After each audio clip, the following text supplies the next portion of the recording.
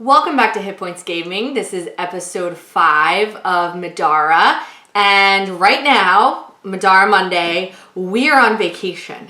So we are we're putting together this special episode. So it's not going to be an actual fight or battle like we've been having. We are going to graduate, and we're also going to shop. But I think we're going to shop first and then graduate, and show you everything that we purchased at the shop. Right, and we have one question. Andrea actually has a question that she's going to pose to Because everybody. I'm a woman and I can't make decisions. I have a lot of pros and cons for Remy, for a weapon, and I just can't make a decision. So I want to know what everybody else thinks about the weapon that Remy should be carrying forward to begin this journey. So definitely weigh in on that, and while we're away, we'll be keeping track of all the comments. Of course, we still need to hit those 40, 50 likes in order to perform the next episode. Or I'm not playing. Wow. So yeah, 50 would be great. And if there's any viewers who live in the Netherlands, that's where we're gonna be. So why don't you type a comment, and maybe there's a chance we could meet up. Whoa. If we have any viewers from the Netherlands. But hopefully we do. So yeah. The only thing that I want to comment in our last video is all of that water that was on the board. What did you mess up? It wasn't actually water. It was muck. And there was a different rule for muck. So. How did I know that there was going to be something? Now, he didn't tell me before. Like, I honestly just had a feeling, like, what did you not do? So, did someone point that out in the video? Yeah. So you didn't even catch it yourself? No, of course So would not. it have been easier, and maybe two characters would it perish? still costs extra movement. I think it so costs then what's an the extra. difference? It costs an extra SP to perform any actions in it. Then that's way tougher than water. But you can dodge in it. Oh, so I think we would have done worse then. Who knows? Now I know the difference between muck is green and water is blue. I think we still. We would have to play the whole thing over again. Everyone agreed. Everyone, the person who pointed out. Did Eddie Drew agree? Eddie, do you agree? What do you think? Eddie. Come on, man. Andrew Miller, what do you think? So I'm going to show you what we've purchased with our characters. We had 330 gold. 333 gold. 6 gold. 333 gold. If we had 6, I can purchase more because we spent 330 of it. I'm pretty sure we have we got the paper right here. Right here. I'm sorry, can you show the camera what that says? No, the camera can't see it. The camera can't see it. It says 336. Well, then I'm gonna get another bottled blessing. Hyper energy HP potion. No, bottled blessing. Fine. Someone's like, well, I really enjoy your banter. So let me start off first with Nightingale. I'm going to have Nightingale still be my caster. We really did enjoy Gore Shot. I think that was an ability that allows you to, of course, bypass armor. And it did come in handy, even though it only did 3 damage. Or 2 damage. Gore Shot 2 damage. Gore Shot did 2 damage, but it definitely did help out. Especially only costing 1 SP. In that muck, it sure helped out. Yeah, okay, thanks. And then I'm also going to be having Nightingale kind of be our, I would say, rogue character, because I'm going to be giving her a Qatar.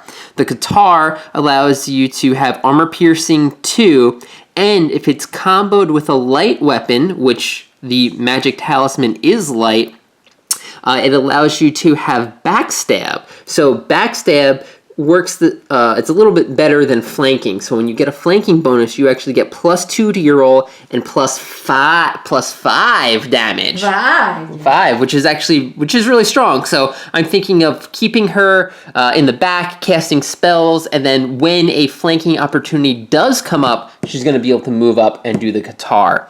I have her with these 3 consumables. And she's going to be using the Waterlow oil because, again, when she wants to move up there and do a backstab, I want that to be the turn where she doesn't provoke break attacks. There is one upgrade that we are purchasing. This is called Shimmering, and this weapon upgrade is one that you unlock when you have the Waterlow oil, which we do have. So when casting a spell, or when a spell you cast deals damage, so obviously it already is successful, I tap this and I add 1 more damage. So my Gore Shot, at least the first one, is going to be doing 3 damage, possibly 4 if I take that irreducible damage. So one way to make our caster more beneficial. Originally I built it where we didn't have a caster, and then we kind of reconsidered that. So moving on next to Zeke. Now Zeke, I've really enjoyed his dual wielding short swords, but I completely changed it up. Zeke is going to be a long ranger. Okay. Yeah, I think it's important to have a little bit of each now. We didn't have that opportunity before. We didn't last time. So we are purchasing the long bow. There are many different ranged weapons. You can have a light crossbow, a heavy crossbow, or a longbow. So I guess there's 3. The longbow is really cool because its range is 6. So I really want to be able to keep him back and just shoot damage, or dish out damage from afar. And if you stay still on your turn, if you don't move, you do +1 to your attack roll, which is pretty cool. I'm sure there's going to be people in his way that kind of like hinder his line of sight, but still, standing back and shooting, I think, is going to be pretty helpful because I've got the quiver here in our adventures, which allows us to carry 3 arrows that don't take up a consumable spot. So I purchased a few additional arrows, 1 that makes up my attack magic, and 2 which add +2 damage to my attack. So I'm using what we pulled. Right, you actually get to use. So you hold 3. It holds 3 arrows. Yep. Okay. Pretty cool. Obviously, Andrea did not listen to me when I built Zeke. No, I wasn't. So for the first time, she's understanding why I've done that. And his ability has switched out to Precise Strike. So all my range attacks gain +1 physical damage, and I can tap it to empower. Okay, we're going to skip over Remy. We're going to do Rook first because he's the one without any issues. Now, I just want to point out something. The abilities that we were given to purchase a crazy amount, like different categories we haven't seen. My characters picked the same too because I was so overwhelmed. And I really think that they worked well with the characters. We do need a healer regardless. So Rook is still going to be the healer with Mend. He's going to keep the same armor he had last time, which gives him +1 armor. And then, I don't know about this. So we're changing up his weapons, okay? Brand new, we're getting an axe, and then we were given 2 shields to pick from. We like the shield because it gives him another armor. And we think, he's obviously going to be out on the front lines. He no longer has the heavy weapon, and the reason why is he was behind everybody. I think, how are you going to have the tank be behind? So he's back to 6 movement. The axe and the shield actually combo each other. So the cool thing about the axe is that he can exhaust it after he makes an attack and misses, which we all know happened quite a bit. So I think that would be beneficial.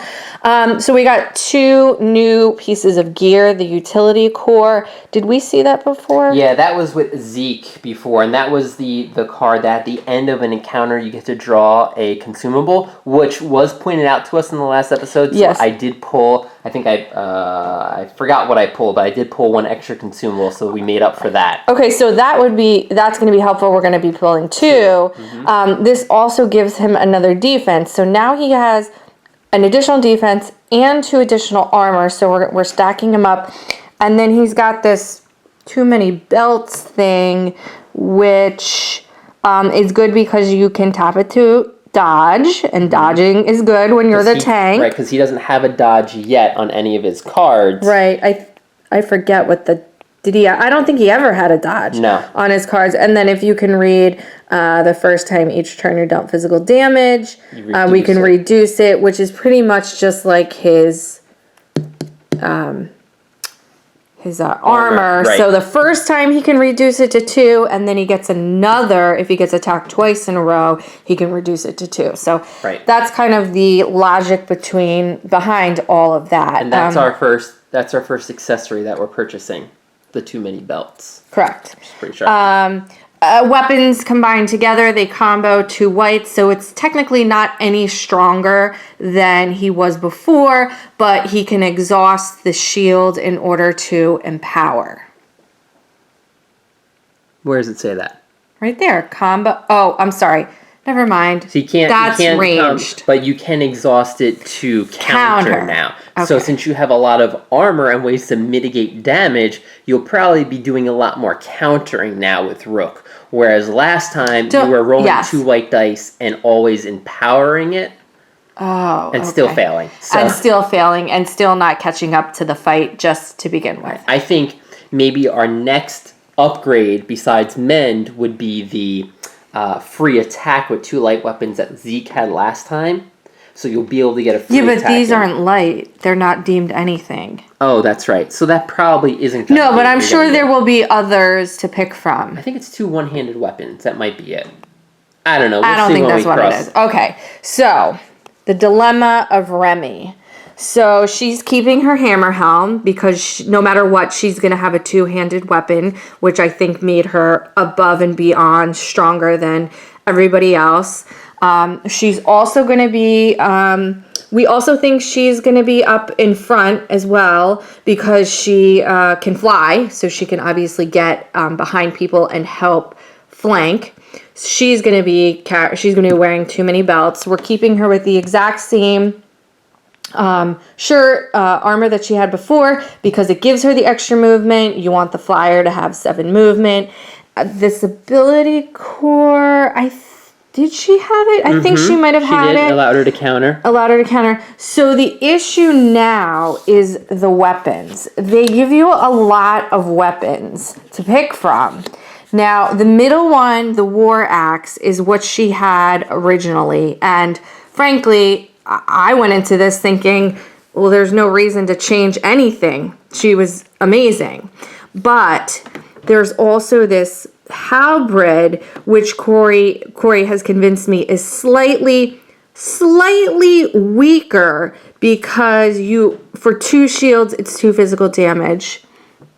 And here, it's 1 shield for 1 damage. So you still need to roll 2, whereas the War Axe, you can just roll 1 shield and still get a damage out. The Halberd, you can't. Plus, the War Axe, you can tap and get an additional damage for every book. Right, which we didn't really use that much because she was just always outright killing people. Also, the positive of Halberd was it's got this reach. And we got in trouble getting so close to the Gavaudins. That's why. But, and I'll go back to that. Okay, so there's a reach. Fine. Opponents within reach. Oh, and I would also trigger break attacks if the opponents were trying to run away if they were in reach too. So that would be a plus. I could get extra attacks on them. Okay, so the last weapon that I'm trying to decide between is called the Great Hammer. And when we first started out, this is what we were going to give to Rook until we realized, well, this is going to slow him down and put him in the same bad position he was before. Now, this is more powerful than the War Axe because you're always getting the black die in addition to the white. You're not empowering. Correction. We What? have not talked about this, but I have read that black die basically is empowering it every turn. I think you can still spend one to add a black die to empower it, but I have to confirm on that. But if you roll a skull on that attack roll, it will still miss. Oh, well then why are we even talking about this? Okay, so then I think the Great Hammer is really going to be off the table. But I don't know. It's pretty cool because you can exhaust it and add Paralyze to a target. Which we haven't talked about before, so tell everybody what Paralyze So does. Paralyze, if they fail the conviction test, right, depending on the force and how much you defeat its armor or its defense by, and it fails its test, the target will lose its next turn. So if you're going up against a creature that's really strong, let's say the animate that we fought last time, and you're successful in your attack, that animate's going to miss its entire next turn and be paralyzed.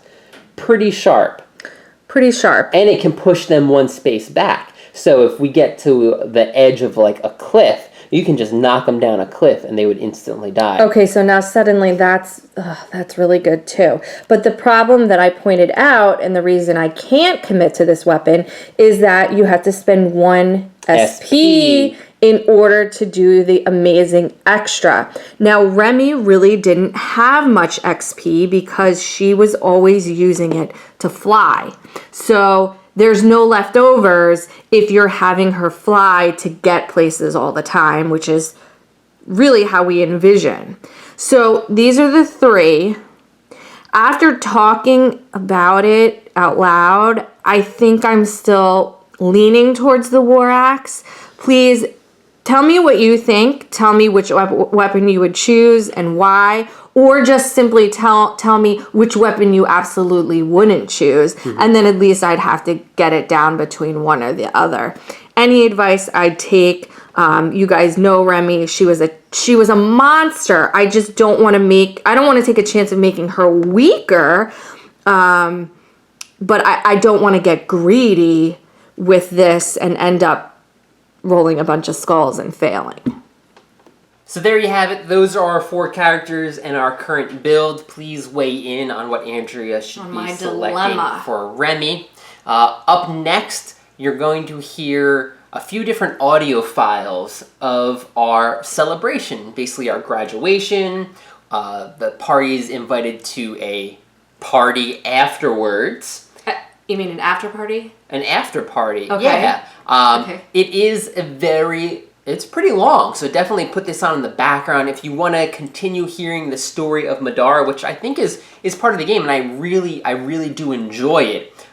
You're just not going, round after round of different dungeons just to get stronger. You're actually getting attached to the characters and going through their story, right? We just graduated school. Now there's graduation. What's going to keep us driving to go fight monsters? Well, I want some presents. Graduation presents.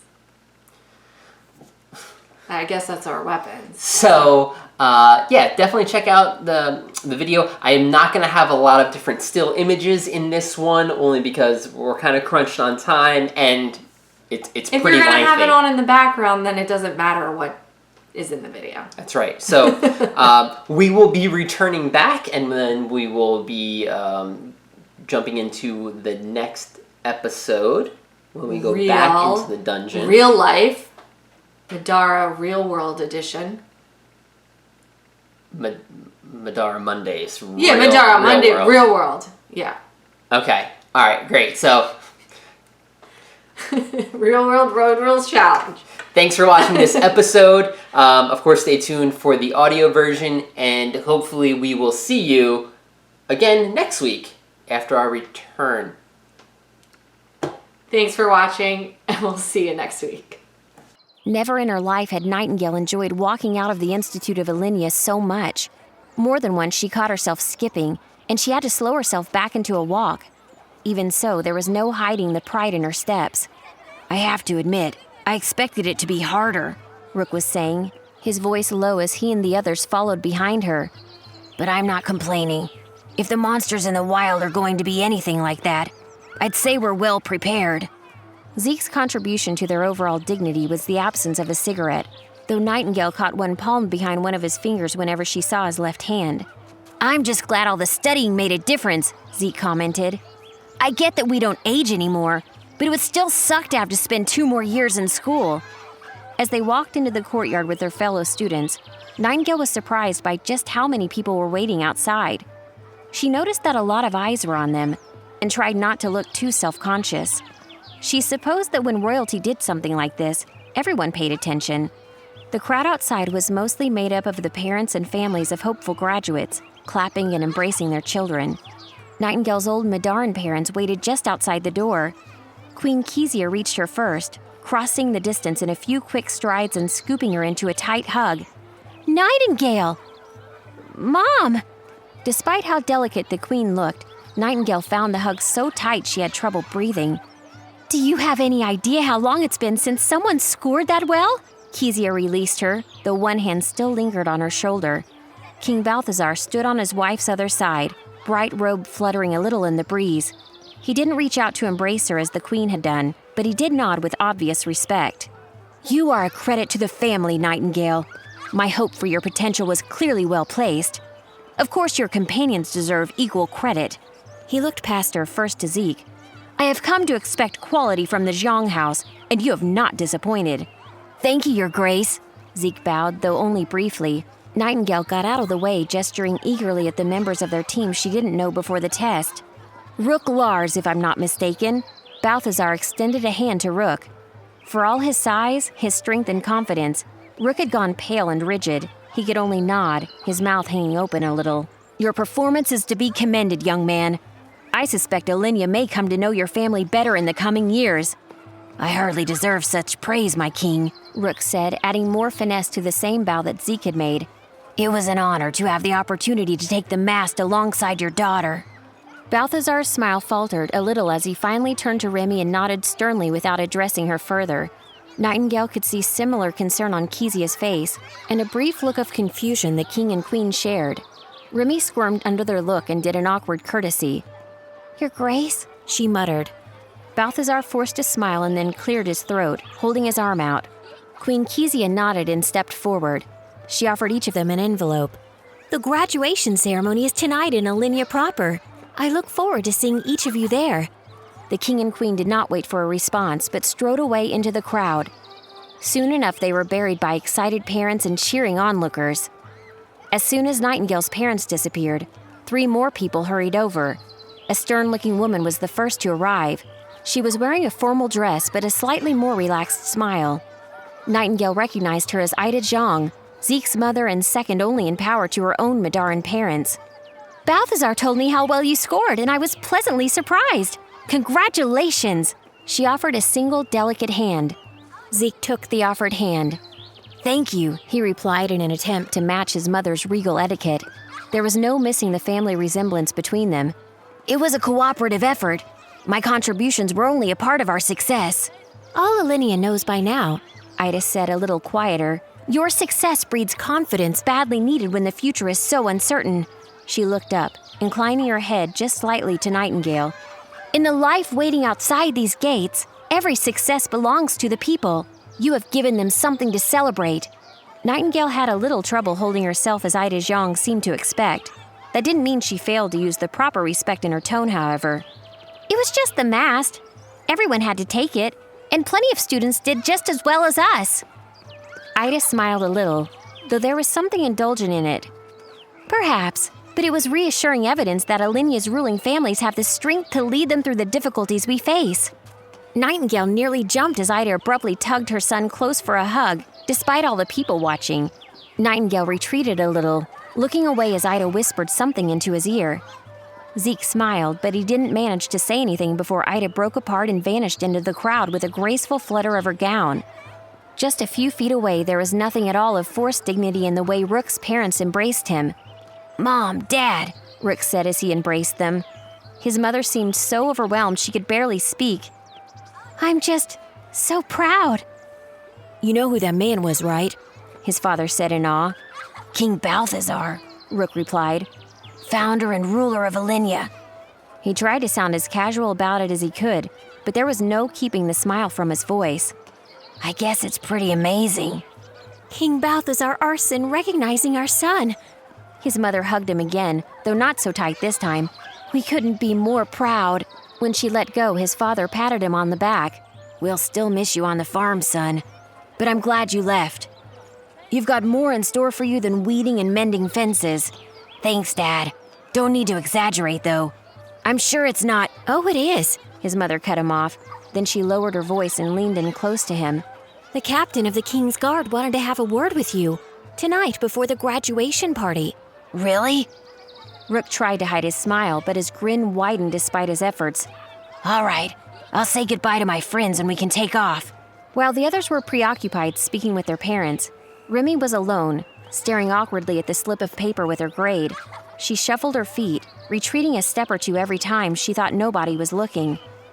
Remy's escape was thwarted with an unexpected hug so tight it scrunched her wings and drove the air from her lungs. Hey!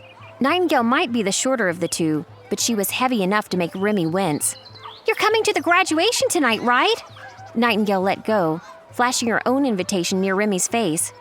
Remy tried to swat it away. Where's your dad? Nightingale looked around expecting to see another man with wings meandering about the crowd.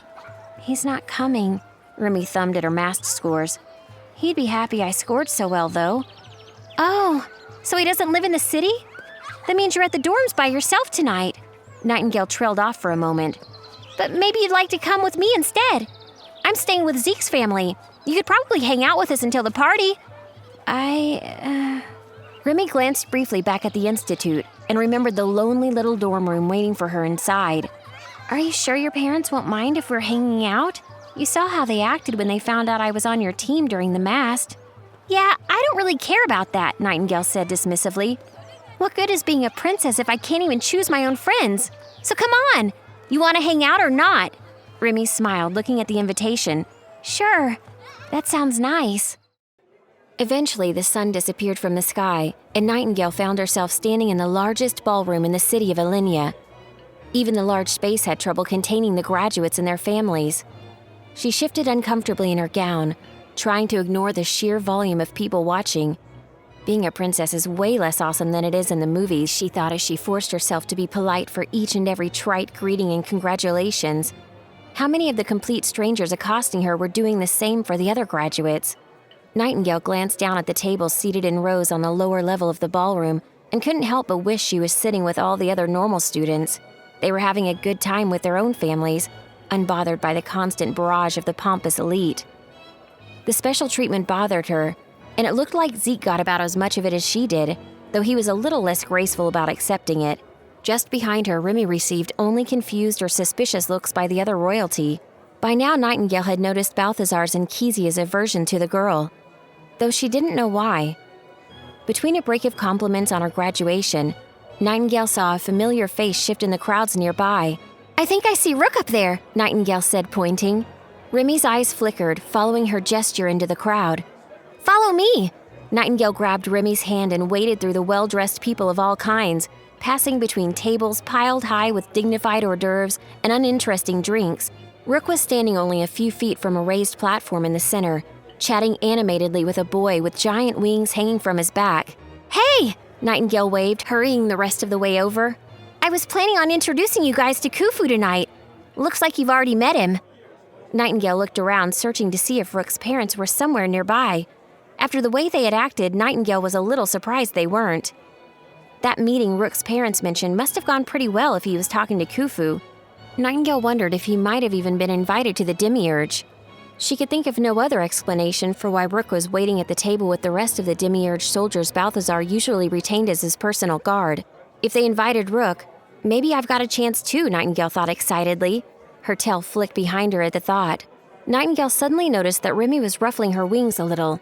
This is your friend from Earth? Remy asked with a smile. Khufu glanced at Nightingale. Are you telling everyone about our high school shenanigans? I thought we agreed that those times were under lock and key. I mean, not everything. Nightingale glanced sideways. Then she looked back at Khufu. How am I not supposed to tell people that I have a friend from Earth here on Middara, though? You didn't tell me he had wings. Remy leaned to inspect Khufu's red large wings. They're gorgeous. Wing buddies. Khufu held out his hand for a high five. Remy jumped up and smacked it. Nightingale giggled, and then Khufu and Remy looked at her expectantly. Oh, sorry, she squeaked. I guess you met Rook, but not Remy. Remy, this is Khufu. They exchanged a few pleasantries, though Remy was suddenly bubbling with energy. These look big enough to actually work. They are, Khufu said, ruffling his own wings a little. They've come in handy in a few tight spots, haven't they, Nightingale? That's right. Usually not my fault we needed to be bailed out, though. Nightingale slapped him on the back with a wide grin. Of course not. Khufu lowered his head in a mock deference. A princess of Alinea could make no mistakes. A princess of Alinea also couldn't attend a party, Zeke interjected, popping into the conversation from seemingly nowhere. He looked around with disappointment. Now my uncle, he knows how to throw a real party. Too bad we're too dignified to attend such crass and wasteful gatherings. Nightingale found herself laughing at Zeke's impression of his mother. Nightingale had stumbled into more than one of Ida's lectures during her time living in the Zhang mansion. And although they were always directed at Zeke, she knew that Ida expected just as much from her. Someone tapped her on the shoulder and Nightingale turned, half expecting another total stranger to waste more of her time with empty congratulations. Instead, she found herself facing her sister. Congratulations on graduating, Nightingale! I knew you could do it! Shayless wasted no time pulling her into yet another embrace. Yeah, Nightingale pushed herself free. I had good teachers. Nightingale glanced around, searching the nearby crowd. Hey, have you seen Antoinette? The other Jiangs are here. I was really hoping to say hi. Zeke's sister seemed to be the only one that got out from under the thumb of the politics of her family, and Nightingale had always wanted to ask how she did it. If there was a time she'd be able to have time to chat with her, it'd be now. She isn't here, unfortunately, Shayless answered. Antoinette is off doing her Pirates of the Caribbean thing. Nightingale lowered her voice conspiratorially. Lady Ida snaps at Zeke for using the wrong salad fork, but lets one of her daughters sail off to be a pirate? Privateer, Shayless corrected. She seemed to deflate a little, sighing. And that's... She struggled for a moment, then shrugged. Complicated. I'm sure it is, Nightingale said. I'd love to know her secret. Obstinance, Shayless muttered. Her father was the only one she listened to. With him gone, Ida never figured out how to control her. Luckily, Zeke doesn't give her much trouble. Shayless shot Zeke a look. Yeah, Zeke shrugged. I'd not worry too much about it, Night. I never see her either. God knows I've heard Ida talk enough about her. I probably know her better than Shayless. Well, she has the right idea. I'd love to be a pirate. Nightingale then excitedly turned. Remy! She reached out and grabbed at her new friend's wrist and pulled her forward. My sister Shayless, she said as a crude introduction. I feel like I'm on display, Remy said, exasperated, and then smiled at Shayless. Nice to meet you again, Princess. Remy scratched the back of her head and scrunched her face. I'm not sure if I'm supposed to curtsy or bow or take your hand or... Shayless gave her a long look and then finally smiled. It's okay. Shayless is fine. No need for formalities. I'm guessing Nightingale invited you. Yes, Prince... Shayless, Remy stuttered. I hope that isn't a problem. Yeah, Nightingale said, putting a hand on her hip. I hope it isn't a problem. Shayless's lips curled into a genuine smile that showed her teeth. Of course not. You can hang around whoever you'd like. Unless it's me. Khufu stepped up and lifted Shayless's hand and nodded respectfully. Princess, good to see you again. Khufu, I hope the Zhangs have been utilizing their skills well. Or should I say, your free ticket into the Demiurge. Balthazar didn't want me around his awesome daughter. What can I say? Khufu fist-bumped Nightingale without taking his eyes off Shayless. It's not like they'd go any easier on me. I swear Balthazar is hoping I'd get myself killed. Nightingale nervously laughed. He wouldn't do that. Then she glanced toward Shayless. Would he? Shayless only smiled. Rook's a lucky man, Khufu said, glancing back towards the towering shape behind him. Rook was deep in conversation with the other Demiurge. Nightingale watched him with envy. So they're going to train him then? Let him in? Nightingale stopped talking as the room around them became suddenly silent at the approach of new arrivals. She didn't even have to look to know who it would be. King Balthazar and her older brother Yol, the heir apparent, entered the ballroom. Yol walked at the lead, his face as sharp as the suit he wore. He barely seemed to slow as he approached them. Good work, little sister. He didn't wait for her response, continuing on to the table where Queen Kezia was already saving several seats. King Balthazar was the picture of regal bearing, his armor glittering and polished and his beard immaculately trimmed. What he lacked in grace, he made up in confidence, only accentuated by the scars on his face and the streaks of gray in his beard. Balthazar continued to the waiting stage. He stopped there, tapping one finger on the edge of the podium, quieting down the rest of the room before speaking. We gather here today to celebrate the accomplishments of each and every one of you who've completed the mast. As you leave the Institute and enter Alinea as citizens, carry the lessons you have learned with you. Do not be fooled into thinking that agelessness means immortality, and that the rising generation does not need you. You all are the strength of our great country. It will depend on your contributions in the years and decades ahead. There was polite applause from around the room. Balthazar waited for silence before he continued. Middara might not be the world you know best, but we hope now we have given you the tools to call it home. Nightingale didn't wait a moment before she had to. As soon as her father stepped down from the platform and the party resumed, she was at his side. He didn't seem surprised, only a little wary. Yes, Nightingale? The sound of conversation had picked up all around them, and she made sure to keep her voice quiet enough that it wouldn't carry. She shuffled uneasily from foot to foot, her tail twitching behind her. She spent just a few more seconds getting up the courage. Then it all came tumbling out in a rush. I'd like to join the Demiurge. I know it's a little strange to have a member of the royal family join the ones who protect them, but Dominic did it before he died, and Khufu will vouch for me, and now that you've let Rook join, we could totally train together. Balthazar silenced her with a raised hand, and the rest of her words petered out like the last drops from a faucet. I'm sorry, Nightingale. That just isn't possible. He turned away from the table as though to make for one of the doors. She probably should have let him go, but she didn't. Nightingale hadn't fought through 3 hellish days of mass testing just to give up on her dream without a fight. She reached out, catching him by the arm. Wait! Several people watching gawked, and nearby conversations fell to a hush. She ignored them all. Please, Father! I know you're skeptical of anything that might put me in danger, but that's the exact opposite of what this is. You didn't think being better prepared was putting Dominic in danger. Balthazar frowned at the mention of his dead son's name before raising his voice. Your older brother was twice the warrior you are.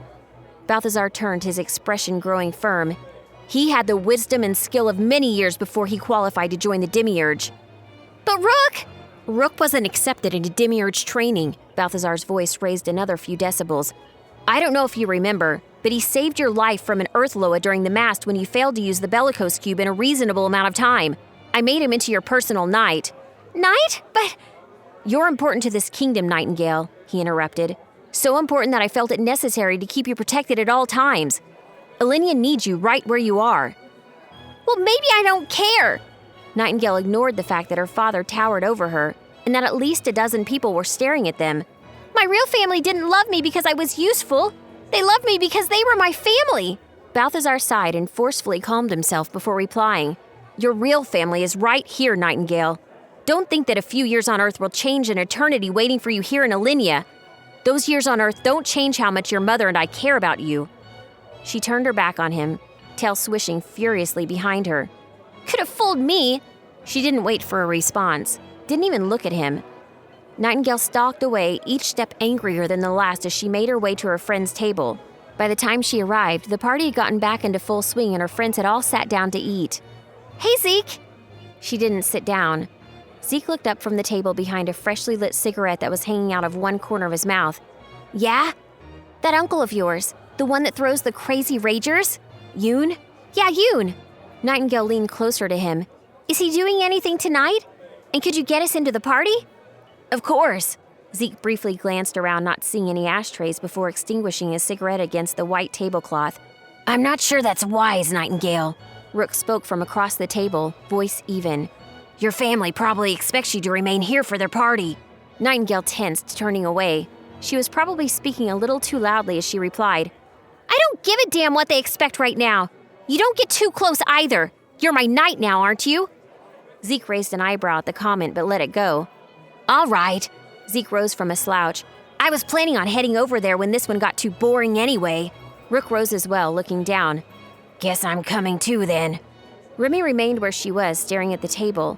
Maybe she expected them to take off, leaving her alone at their table. Instead, Nightingale rested one hand briefly on her shoulder. You coming, Remy? I bet we'll have way more fun at a real party. Yeah. She practically jumped to her feet, a little too quickly. I mean, yes. That sounds fantastic. She straightened, and together they left the graduation party behind. Wow, I forgot how amazing the white spires were. I haven't been here since I came to Middara. Remy could barely find the words as she stared up into the sky, following a dozen different sharp stone lines. They seemed to be made of white granite, placed not according to geometry, but to arcane patterns. You get used to it, Zeke grunted, already smoking. It's not all that great, really. The guards are the worst. Damn portal to Earth means we've got more than almost anywhere else. The place is meant to keep you in just as much as out. The grounds were elegant, white granite surrounded with carefully groomed gardens. Remy could smell the flowers, even if most had closed against the chill. And Yoon's throwing a party here? Nightingale seemed angrier than she had been at the graduation party. In the same place that holds the portal? There was a little reverence in her voice at the last word. Each of them had used that portal, and all of them understood its value. No portal, no kingdom. Yeah, but this place is way bigger than it looks. It's not like he's having the party where the portal is. He gestured down at the ground with a cigarette. The portal would be impossible for us to get anywhere near. Yoon holds his party near the white vaults of Alinea. They say that they go deeper than the spires go high. I don't think anybody knows exactly how far. He stopped for a moment, then grinned. Can you hear the music? Yoon always hires the most popular acts. Remy could hear it, steady bass so loud it came through her feet, accompanied with flashing lights from up ahead. They turned a corner and were suddenly face to face with a pair of surly-looking men on either side of a door. Zeke! They sprang into action, flinging the door open. Lady Nightingale, a pleasure, the guard said as they passed. So, they just let us in? Rook wondered aloud. Lights flashed, music blared, and dancing bodies filled the air with sweat. Where the arson graduation party had tables and a 3-course meal, Yoon had a full-service bar and whole tables packed with drinks. The place resembled a nightclub from Earth more than a formal dinner party in a fantasy world. Nightingale approached the bar and downed a shot of something colorful and glowing. Remy resisted the urge to do the same.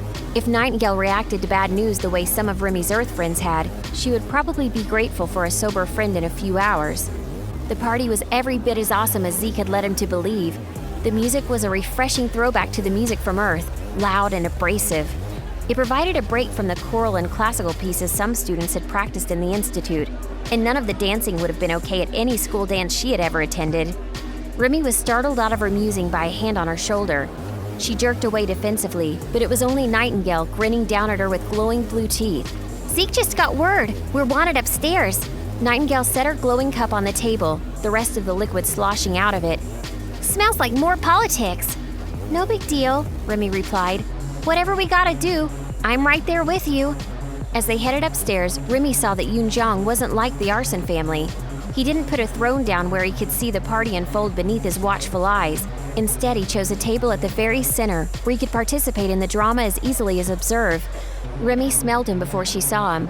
Like every kind of liquor Earth had ever invented, and many others it hadn't. Yoon separated himself from several attractive groupies, shoving out of the booth, staggering as he rose to his feet. Yoon was taller than Zeke, and wore an open jacket over a lean, muscled chest. His hair was styled, his face clean-shaven, and crystal jewelry glowed faintly around his neck. Nephew, Yoon smiled, opening his arms wide. I didn't expect you tonight.